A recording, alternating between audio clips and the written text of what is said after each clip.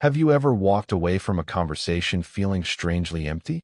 No shouting, not a single insult, no mark you could point to on your skin, and yet something inside you kept wearing away, like water carving stone, like a candle burning slowly in a room no one else can see. We're taught to watch for evil that announces itself, the blatant liar, the openly aggressive person, the red flags everyone can spot. But real danger is rarely that loud. It smiles at you across the dinner table. It comforts you when you're hurting. It tells you it only wants what's best for you. It might be a close friend, a partner you love completely, a colleague you respect, even someone in your own family. Because the people who do the deepest psychological damage are rarely the ones who consciously choose to be cruel. More often, they're simply ruled by something they've never dared to look at directly. There was a psychologist who spent nearly his entire life trying to map this hidden territory of the human soul. His name was Carl Gustav Jung. In The Ego and the Unconscious, Jung arrived at a conclusion that unsettled a lot of people. Most of what governs our lives was never under the control of the conscious mind to begin with. And right at that fragile edge, where a person refuses to look at their own darkness, that darkness goes looking for somewhere else to live. There's a real chance that somewhere else is you. Be honest with yourself for a second. How many times have you left a meeting feeling like your energy had been drained dry? How many times have you been blamed for something you never did? How many times have you been cast as the hero, forced to carry a tragedy that was never yours to begin with? Jung called this projection an unconscious mechanism where someone throws onto you exactly what they can't admit exists inside themselves. And from that moment on, you stop being you. You become a symbol, a mirror, an imaginary enemy, an idealized savior. None of those images is who you actually are. But here's the most frightening part. You usually don't realize you're caught in it. You think you're helping. You think you're being understanding. You think you're being mature. Meanwhile, you're sinking deeper into psychological territory that was never yours, trying to resolve conflicts you didn't create. And Jung says something that catches a lot of people off guard. The greatest danger doesn't come from people who consciously choose to be cruel. It comes from people who have never made peace with their own unconscious. They aren't evil. They're just dangerous. And that danger never knocks loudly. It slips in through offhand comments, veiled accusations, heavy silences, until you start doubting yourself. Maybe right now, you're living inside exactly that script, in a relationship, a friendship, a workplace, or even your own family. And maybe you're the one trying to figure out where you went wrong. But maybe the problem was never that you're weak, the way you've come to believe. Maybe you've just been carrying conflicts that were never yours to carry. And the most painful part is this. You can spend years trying to fix someone who was never actually broken, while you're the one quietly falling apart. In this video, we're going to break down 6 psychological types that Jung's ideas help us recognize. People who become emotionally dangerous not because they're monsters, but because they're still strangers to their own unconscious. Some of these people might already be in your workplace. Some might be living under your own roof. And one of them might be quietly living inside you. Because sometimes, the most frightening person in your life isn't the one who keeps hurting you. It's the one who convinces you that every wound is somehow your own fault. And even more unsettling, there's a real chance they don't even know they're doing it. Take a deep breath. Because after this video, you won't look at other people, or at yourself, the same way again. Imagine living with someone who blames you for everything they feel. Someone who turns your presence into a trigger. Someone who makes you feel responsible for emotions you never caused. At first, they seem fragile, sensitive, deep. The kind of person who feels things more intensely than everyone else, and needs you to understand that. But slowly, you start to notice something. You're always the one apologizing. You're always the one adjusting. You're always the one walking away from conversations wondering what you did wrong, even when you did nothing at all. This is the unconscious manipulator, not someone plotting against you, not someone who lies awake calculating how to control you, someone who has no idea what they're doing, because the wound driving them sits far below their own awareness. Jung put it simply, what we do not confront in ourselves, we will encounter as fate. And often, that fate has a name, a face, and sits across the table from you at dinner. The unconscious manipulator is ruled by buried trauma, fragments of pain they've never looked at directly. Instead of turning inward, they point outward, and you become the canvas for a war that was never yours to fight. According to Jung, projection is a natural function of the psyche. Every person does it, in small ways, without meaning to. But when it goes unrecognized, it stops being harmless. In the ego and the unconscious, Jung describes this as a kind of psychic blindness, a prison where the other person stops being seen as who they really are and becomes nothing more than a symbol of what's been buried. That's exactly what happens here. They don't see you. They see a lost, wounded part of themselves, and they react to you as if you were that wound. These people often position themselves as the victim, no matter what actually happened. If they feel angry, it's because you provoked it. If they feel sad, it's because you let them down. If they feel small, it's because you made them feel that way. And this distortion is so quiet, so gradual, that you start turning it on yourself. Was I too harsh? Did I say something wrong? Am I the toxic one here? That's how the manipulation works.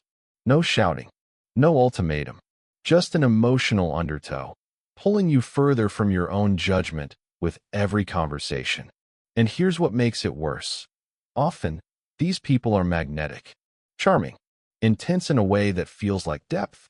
You start to believe you're the one person who can understand them, heal them, reach the part of them no one else has reached. But what you're actually doing is trading your own stability for a project that was never yours to take on. And the more you give, the more there is to give. Jung warned that this kind of projection is dangerous precisely because it locks you into a role. Savior, villain, traitor, parent, anyone except who you actually are. And living inside someone else's symbolic story, instead of your own, is a quiet way of disappearing. The only way out is awareness. Learning to notice the pattern before you're standing in the middle of it. And asking yourself, again and again, is this feeling actually mine? Or was it placed here? Because the unconscious manipulator doesn't break down your door.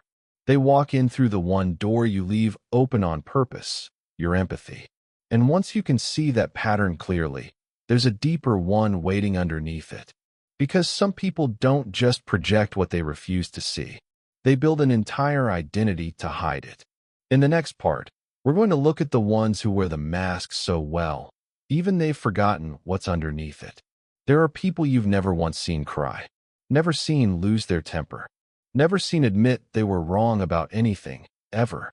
Every room they walk into, they say the right thing at the right moment.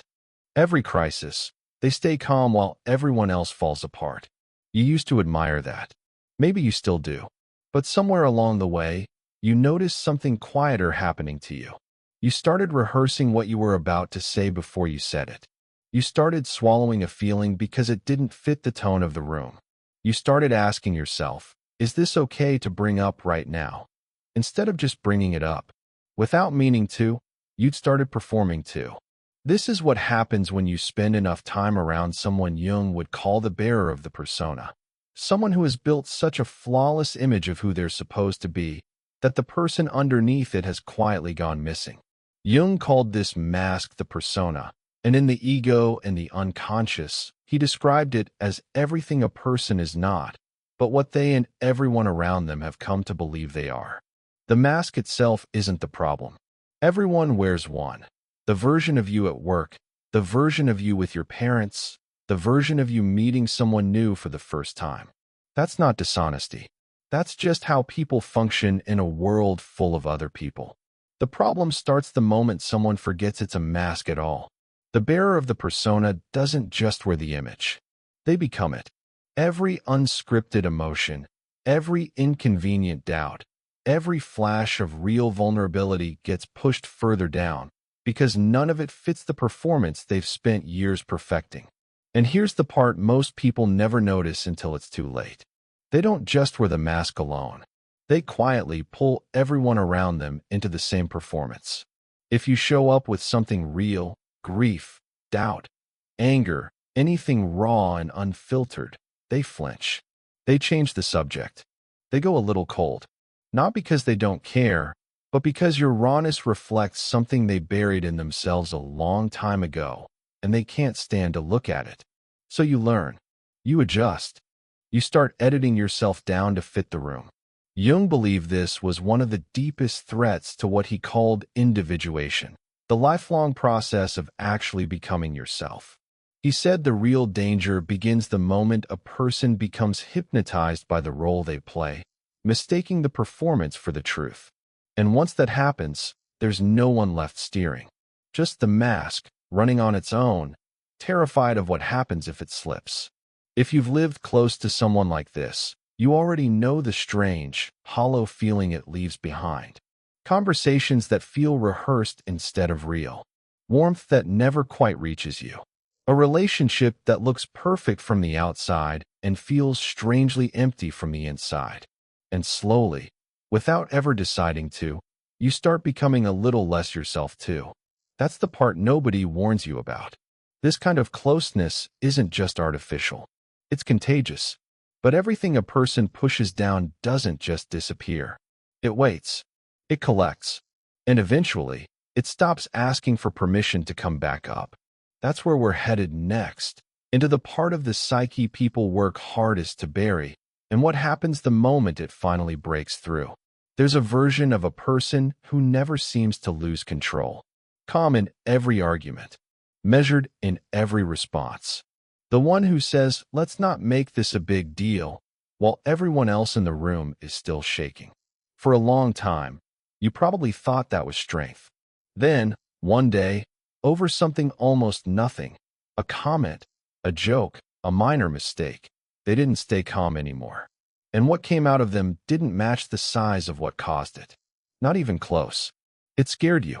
Not because of what was said, but because of where it must have been sitting the whole time. This is what Jung would call the owner of the repressed shadow. Someone who spends so much energy staying composed that they never notice what's building underneath the composure.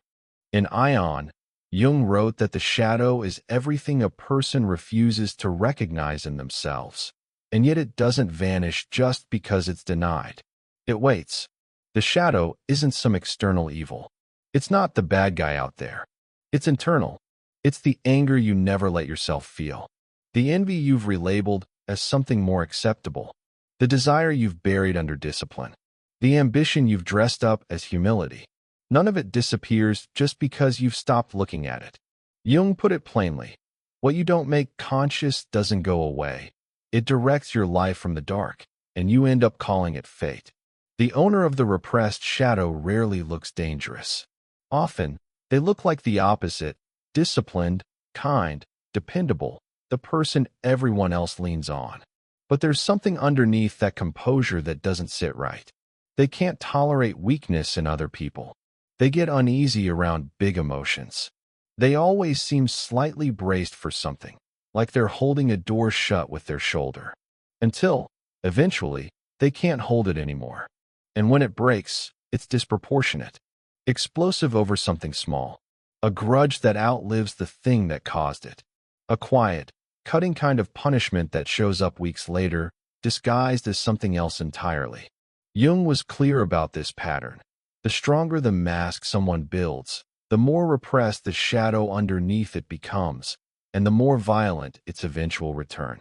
You've probably met someone like this and wondered, privately, why they seem to carry so much resentment for a person who never raises their voice. The answer usually isn't in what you can see. It's in what they've spent years refusing to look at. And here's the part Jung insisted people not miss. The shadow isn't only made of what's ugly. It also holds what a person never let themselves become. Their unused creativity, their buried strength, the parts of them that were told, early on, that they weren't acceptable. But when none of that gets integrated, all of it turns corrosive. And it doesn't just damage the person carrying it. It leaks into everyone standing close enough to be near them when it finally surfaces. Living alongside someone like this can feel like walking through a house you've lived in for years, still unsure which floorboard is the one that gives way. But repression like this rarely happens on its own. Often, it's held in place by something else entirely, a rigid idea of what a good person is supposed to look like. A standard so demanding that breaking it, even privately, starts to feel like a kind of sin.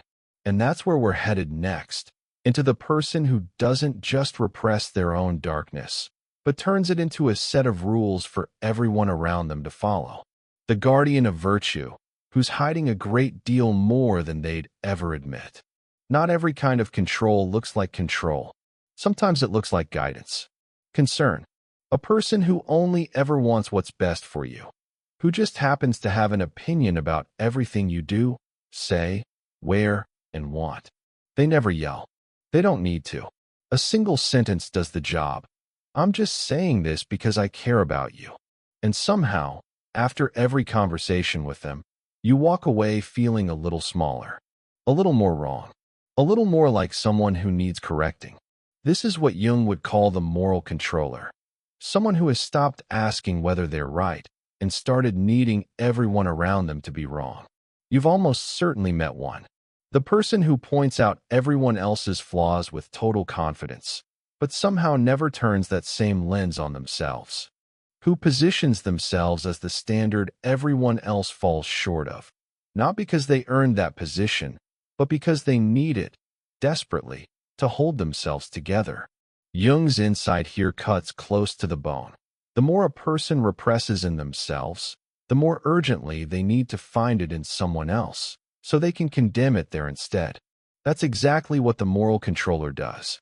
They turn the people around them into the sinner, the reckless one, the disappointment, because doing that means they never have to sit with their own contradictions, their own buried desires, their own version of the very thing they're condemning.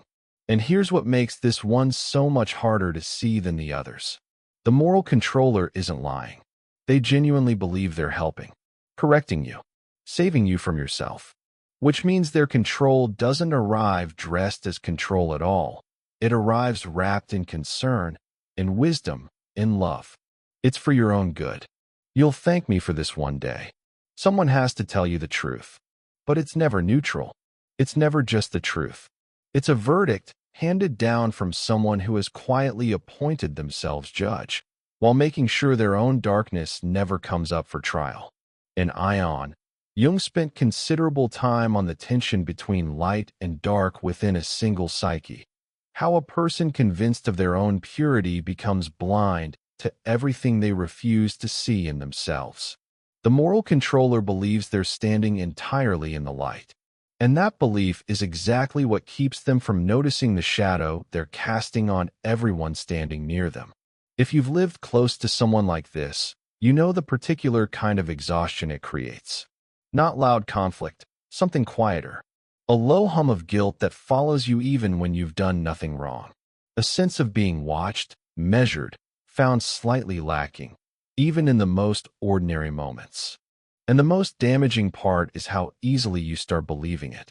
You begin editing the parts of yourself that are simply human, a want, a feeling, a choice that's yours alone, trying to shrink into a version of good that was never actually your own definition to begin with. Their morality becomes the walls of a room you didn't build, but somehow have to live inside.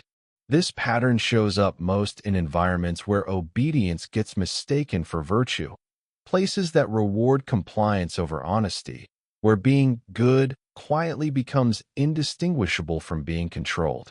Jung saw this as one of the most serious obstacles to real self-knowledge, because where moralism runs unchecked, there's usually no room left for honest reflection.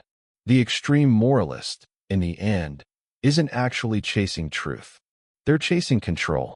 And when the outside world won't hold still for them, they start reaching for something they can control, the inner world of the people closest to them. But there's a very different kind of danger waiting after this one. Less rigid, less certain. Something that doesn't repress or control at all. It simply reacts, pulled by forces it doesn't even recognize as its own. That's where we're going next. Into the person who can hold you close today and unravel completely tomorrow, without ever understanding why. There's a version of someone who can hold you close today and feel like a stranger tomorrow. Nothing happened. You didn't do anything wrong. One moment they're warm, present, generous. The kind of person who makes you feel like you've finally found solid ground. And then something shifts. A tone flattens. A silence goes on a beat too long. A joke lands like an accusation. And you're standing in the middle of a fight you didn't know had started. You replay the conversation afterward, searching for the exact second it turned. Most of the time, you never find it. Because it was never really about the conversation. You just happened to be standing there when something much older went off. Jung called these complexes fragments of memory and emotion buried in the unconscious, powerful enough to hijack a person's behavior without asking permission first. Not separate personalities, exactly. More like old wounds that never finished healing, sitting just below the surface, waiting for something to touch them. A comment that means nothing to you might land somewhere in them that's been raw for 20 years, an old abandonment, an old humiliation, a moment they were made to feel worthless. And the second it lands, they stop reacting to you. They start reacting to whoever hurt them the first time. You just happen to be wearing that person's face right now. That's the part that makes it so disorienting to live with. It doesn't happen constantly. It happens in waves. Real tenderness, real warmth, whole stretches of genuine connection. And then, without warning, a rupture that comes out of nowhere and hits twice as hard as it should. You tell yourself that wasn't really them. And the unsettling truth is, you're not entirely wrong. Which is exactly why you stay. Why you keep explaining it away. Why you keep hoping the good version is the real one and the other version is the exception. So you adapt. You learn which topics are safe and which ones aren't, though the line moves without warning. You start rehearsing sentences in your head before you say them out loud. You walk into rooms already scanning for weather. Not because you're weak. Because you've learned that the ground here was never actually solid. You just got used to standing on it anyway. Here's the part worth sitting with. Whatever gets triggered in them was never something you built. It was already there, fully formed, years before you showed up. You didn't plant that wound. You just happened to be standing close enough when it finally split open. Jung believed that an unrecognized complex doesn't stay quiet in the background forever. Eventually, it stops being a piece of someone's history and starts being the one who answers the phone. It speaks for them, feels for them, decides for them. And anyone standing close enough absorbs the fallout of a war that started decades before they ever met. You're not in a relationship with a person in those moments. You're in a relationship with their history, and it never once asked if you agreed to that. Living inside this long enough does something to you. The present stops feeling fully present. Every calm moment carries a low hum of when. And slowly, you start losing your own footing too. Doubting your memory of what was actually said, wondering if you're the one overreacting, or if something real just happened and you're the only one still standing in it. That, too, is a kind of quiet colonization. No one raised their voice. No one meant any harm. But something got taken all the same. There's one type left, and this one doesn't explode, doesn't accuse, doesn't need an old wound to go off. It doesn't take over the room at all. It just empties it, quietly, one conversation at a time, until there's nothing left of you to give. Some people don't want your presence. They want your energy, and they'll spend it without ever asking. Not through cruelty. Not through demands you could actually point to and say, there, that's the problem. Just a slow, steady withdrawal that never quite stops, dressed up as need, as closeness, as love that simply requires a little more of you than most. You don't notice it happening. You notice the absence of yourself afterward, the way you used to have opinions about your own evening, and now you just wait to see what shape they're in before you decide how yours is going to go. This is what people sometimes call a psychic vampire, though Jung never used that phrase. What he described instead was something quieter and, in some ways, worse, a symbiotic bond, Two people who've stopped being able to tell where one of them ends and the other begins. In both the ego and the unconscious and Aion, Jung pointed to this kind of fusion as one of the most serious obstacles to what he called individuation, the long, difficult work of becoming a separate, whole person. He believed some people never manage it alone. So instead, they attach, quietly, permanently, to whoever will let them. At first, it doesn't look like attachment. It looks like need, and need is easy to mistake for intimacy. They require your attention constantly, your reassurance daily, your presence, almost as a condition of their stability. You give it because it feels like showing up for someone, because refusing feels cruel, because surely, if you just stay a little longer, give a little more, they'll finally have enough. They won't. There's a hole in the center of this person that isn't yours, and no matter how much of yourself you pour into it, it was never built to be filled by you. It was built somewhere else, a long time before you arrived. What gets taken from you isn't obvious at first. It's not your time, exactly, or not only that. It's something closer to your sense of where you stop and someone else begins. You start feeling guilty for wanting a quiet evening alone, selfish for wanting silence, cold for wanting distance from someone who only wants to be close to you. And here's the turn that makes this one so hard to name from the inside. The moment you try to pull back, the story flips. The person who's been quietly feeding off your attention becomes, without any visible effort, the one who's been wronged. You become the one who's cold, distant, selfish. Suddenly you're apologizing for wanting a boundary, and you're not even sure how the conversation got there. Jung's answer to all of this was never cut them off or protect yourself at all costs. His answer was smaller and harder: make the unconscious conscious. Not just theirs, yours too. Because here's the part of this video that was never really about them. At some point in your life, there's a real chance you were the unconscious manipulator to someone. The one wearing the mask so well you forgot what was underneath. The one whose shadow finally broke through and surprised everyone, including you. The one who needed to be right so badly that someone else had to be wrong. The one who reacted to an old wound and called it a fair response to the present. The one who took more than they gave and called it love because it didn't feel like taking at the time. None of us are exempt from this. We all carry a shadow. We all have some unfinished business the unconscious is still quietly running the show with. The difference isn't whether you have one. It's whether you're willing to turn around and actually look at it, or whether you'll keep handing it to whoever's standing closest and calling it their fault. By now, you've probably recognized someone. A partner, a parent, a friend who somehow leaves you a little more tired every time you hang up the phone.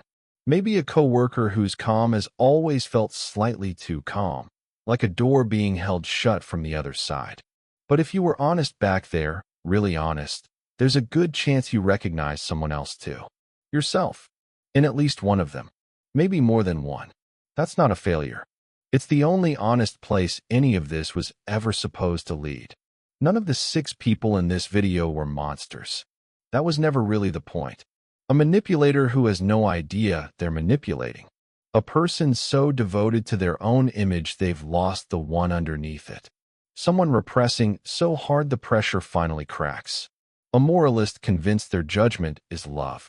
Someone answering to wounds decades older than the person actually standing in front of them. Someone taking without ever quite meaning to take.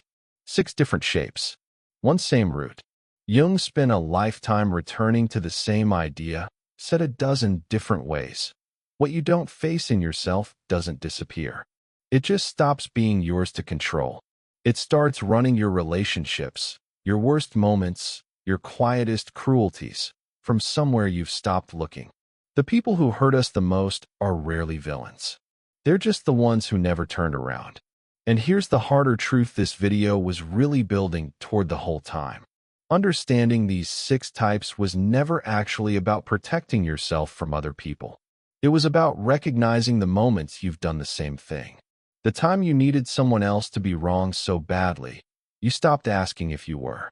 The time you wore the mask so long you forgot to take it off, even at home, even alone. The time something old got triggered in you, and you called it a fair reaction to something new.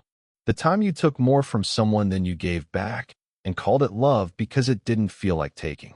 None of us are exempt. Not because we're broken, and not because we're bad.